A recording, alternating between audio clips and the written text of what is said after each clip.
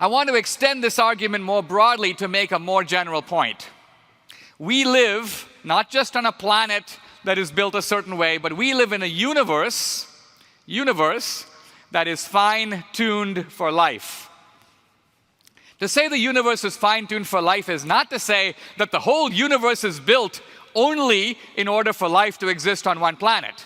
But it is to say that if the universe were built differently, life on the earth would not exist, or anywhere else. The whole universe has to be built one way to get life even on one planet in it. This is called the principle of fine-tuning, sometimes called the anthropic principle. Now, the anthropic principle has been known for 25 years. It's one of the most important findings of science in the past half-century. Atheists agree that there is fine-tuning. But there's a big debate between the Christians and the atheists, and the Christians say fine-tuning means that there must be a fine-tuner, God. And the atheists say fine-tuning, well, maybe there are other universes, maybe we don't have to have a God, and so on. So this debate has been going on. But I actually want to set that debate aside and ask a different question. What are the implications for a fine-tuned universe for evil and suffering? Now, what's the fine-tuned universe? Well, one physicist says it's a bit like this. It's like God is sitting at a desk, and on the desk are 30 different dials. Every dial is set to an exact number. The point is that you cannot move the dials at all. If you do, no universe, no life. Stephen Hawking, in one of his books, says that if you walk into the room and if you touch one of the dials, this is the rate of expansion of the universe, and you move it, not 10%, not 1%, 1 part in 100,000 millionth million, the universe would have recollapsed on itself. None of us would be here to have this conversation. The universe has to be exactly the way it is. Light has to go exactly as fast as it does. Gravity has to be just as strong as it is in order to have conscious, rational beings who can then contemplate the universe. So what does this mean?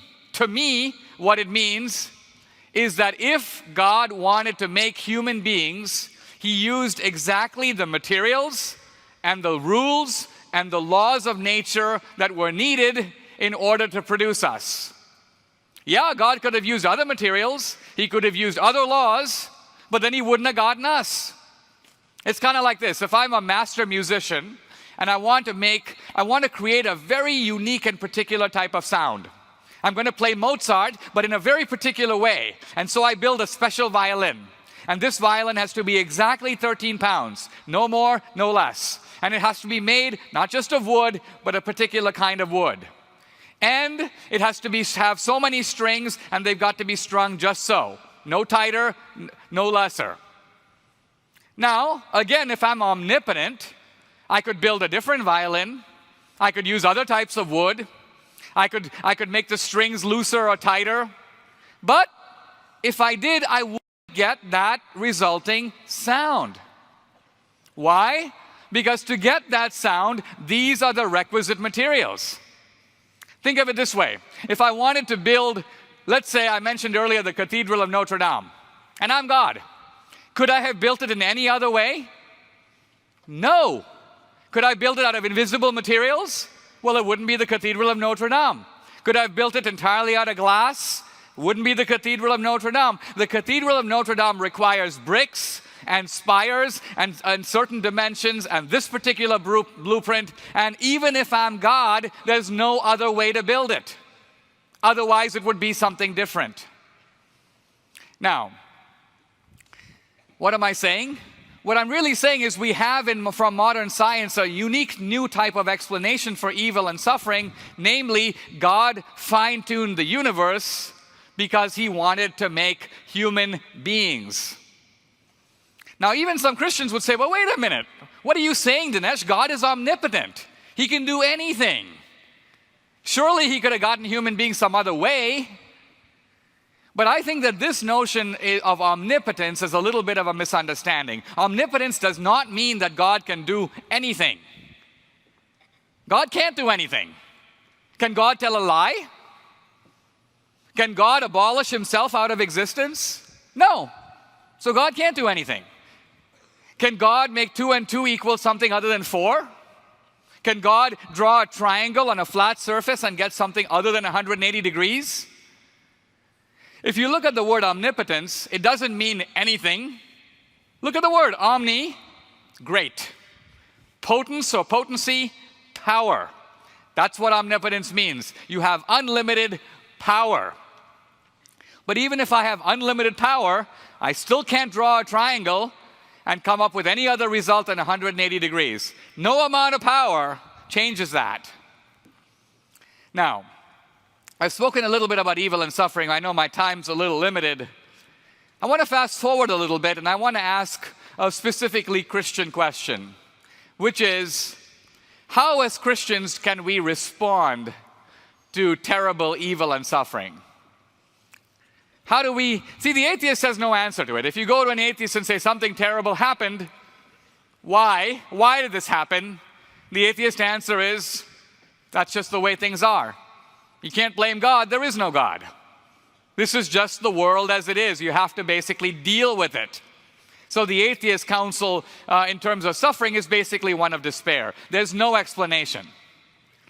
But what about the Christian answer? Is that, can the Christians do better?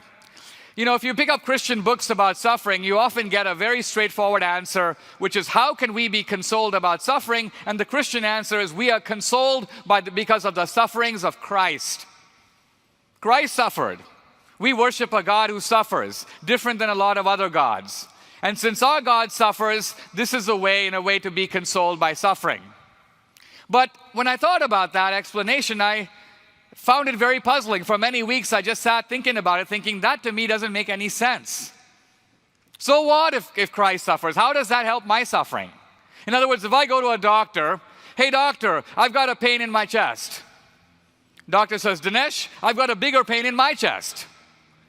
I'd be like, what the heck? How does your pain help my pain? Maybe I need another doctor. So in other words, why did Christ have to suffer? What does Christ's suffering even do? Well, I want to answer that question by suggesting to you that suffering is the currency of love. And what I mean by that is that suffering is actually not only the best way, it's kind of the only way to really measure the extent of love. If I were to get a call tomorrow from my mom in India, hey, Dinesh, your 4th cousin, whom you hardly knew, has died in a car accident. I'd be like, gee, Mom, that's really sad, and then move on to another topic. Why? Because I don't know this person very well. I have a generic sense of sympathy, but that's it. But on the other hand, if my daughter was killed in a car accident, that would be catastrophic. That would ruin my day, my week, my month, my year. Why? Because it's a measure of how much I love my daughter. You suffer in direct proportion to how much you love someone. Well, Jesus suffered not because he had to, but because it was a measure of how much he loves us. Suffering is the currency of love. And that to me suggests a way that we can even cope with suffering. How? By offering it back up to Christ. By, if you will, putting it at the foot of the cross. Now, by the way, when we do that, our suffering isn't needed by Jesus. It doesn't help with his atonement. In fact, it doesn't do anything directly for him. The atonement is free. But if you think about it as humans, when Christ offers us salvation, there's not a whole lot we can offer him back. It's a free gift. What can we do to deserve it? Nothing. So all we can do is take it and say thank you. But with suffering, we do have a chance to give something back. What we're really doing is we're saying to Christ, look, you died and showed how much you love me. I'm offering my suffering to show how much I love you. The suffering, if you will, is placed at the foot of the cross. And I think if we do that, we can, in a very small way, participate, if you will, in the terrible, excruciating loneliness of Calvary. Thank you very much. Thank you.